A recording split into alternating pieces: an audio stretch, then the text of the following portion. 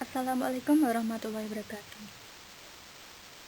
Perkenalkan, nama saya Ainur Rohmah, saya dari Prodi Hukum Ekonomi Syariah semester 3. Pada kali ini, saya akan membahas tentang manusia sebagai mahkum alaih atau pelaksana hukum. Mahkum alaih atau pelaksana hukum. Manusia merupakan pelaksana hukum atau mahkum alaih.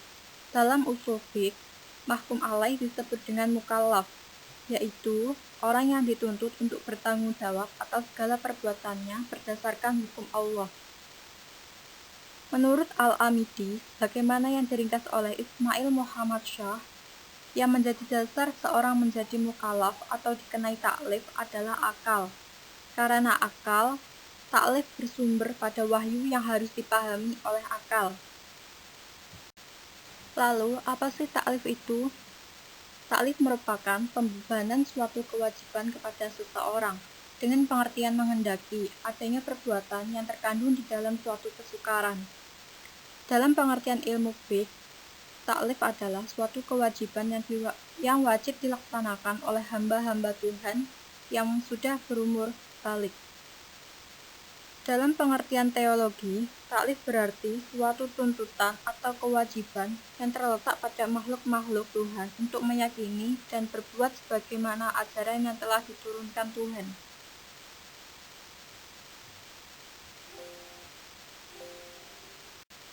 Syarat-syarat taklif. Syarat taklif yang harus dipenuhi oleh seseorang sebelum ia disebut sebagai orang mukallaf ada dua, yaitu 1.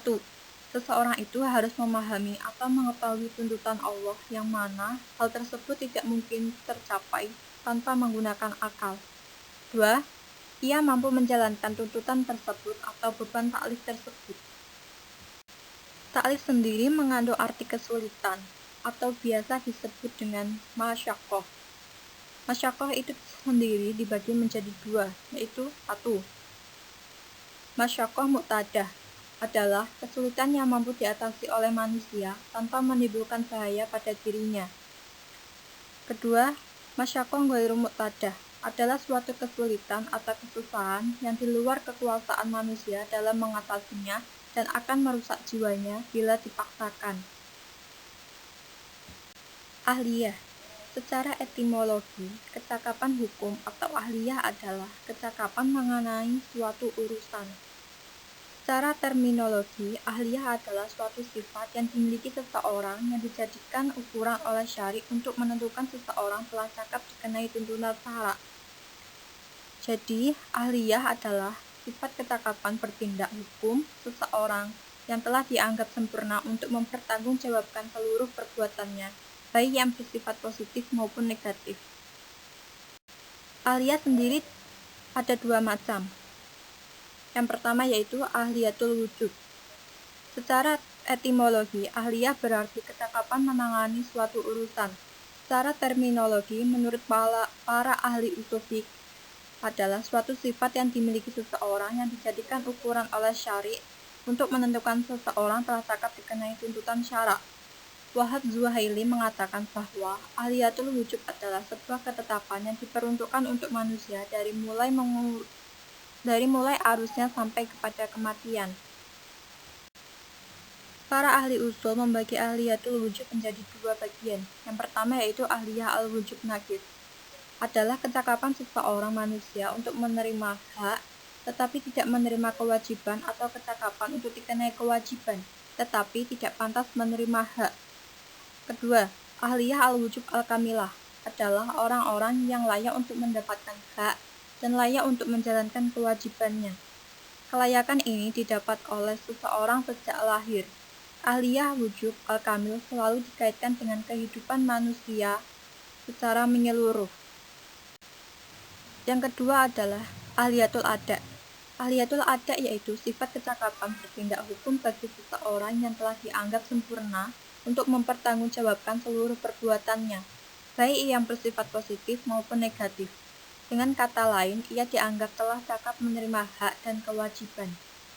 Menurut ulama ushul fiqh, yang menjadi ukuran dalam menentukan seseorang telah memiliki ahliyah adalah akil, balik, dan cerdas.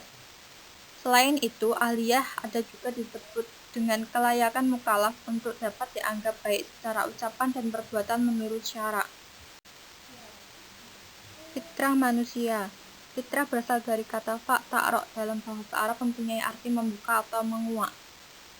Dari segi bahasa, kata fitrah terambil dari akar kata al-fat yang berarti belahan, dan dari makna ini lahir makna-makna lain seperti penciptaan atau kejadian. Abu A'la al-Maududi mengatakan bahwa manusia dilahirkan di bumi oleh ibunya sebagai muslim yang berbeda-beda ketaatannya kepada Tuhan. Tetapi di lain pihak manusia bebas untuk menjadi muslim atau non-muslim. Al-Qurtubi mengatakan bahwa fitrah bermakna kesucian jiwa dan rohani. Fitrah ini adalah firman Allah yang ditetapkan pada manusia, yaitu bahwa manusia sejak lahir dalam keadaan suci. Dalam artian tidak memiliki dosa. Fitrah adalah sifat dasar manusia yang ada dan melekat pada seseorang sejak lahir. Fitrah yang dimiliki manusia sejak lahir dibagi menjadi 3, yaitu 1. Kuwat al-aql, yaitu potensi akal. 2. Kuwat al-ghadab, yaitu potensi defensif atau bertahan. Dan 3. Kuwat asy-syahwat, yaitu potensi ofensif atau menyerang. Ketiga fitrah itu juga memiliki kemungkinan bentuk perbuatan. 1. Manusia yang dikuasai oleh syahwatnya sehingga membuatnya terjerumus dalam suatu kejahatan. 2. Manusia yang daya intelektualnya dapat mengontrol 2 daya lainnya sehingga mencapai tipe ideal seorang manusia. 3. Manusia yang daya fitrahnya saling mengalahkan satu dengan yang lainnya. Pada suatu saat daya ghadab mampu menguasai daya-daya lainnya, dan pada saat yang lain malah sebaliknya. Cara manusia memperoleh pengetahuan. Dalam filsafat, jika berbicara tentang cara manusia memperoleh pengetahuan, berarti juga berbicara tentang epistemologi. Epistemologi atau teori pengetahuan secara mendalam. Teori ini membahas tentang segenap proses yang terlibat dalam usaha setiap manusia untuk memperoleh pengetahuan. Ilmu merupakan pengetahuan yang didapat melalui proses tertentu yang dinamakan dengan metode keilmuan. Oleh karena itu, ilmu merupakan bagian dari pengetahuan, yaitu pengetahuan yang memiliki sifat-sifat tertentu. Maka, ilmu juga dapat disebut sebagai ilmu pengetahuan.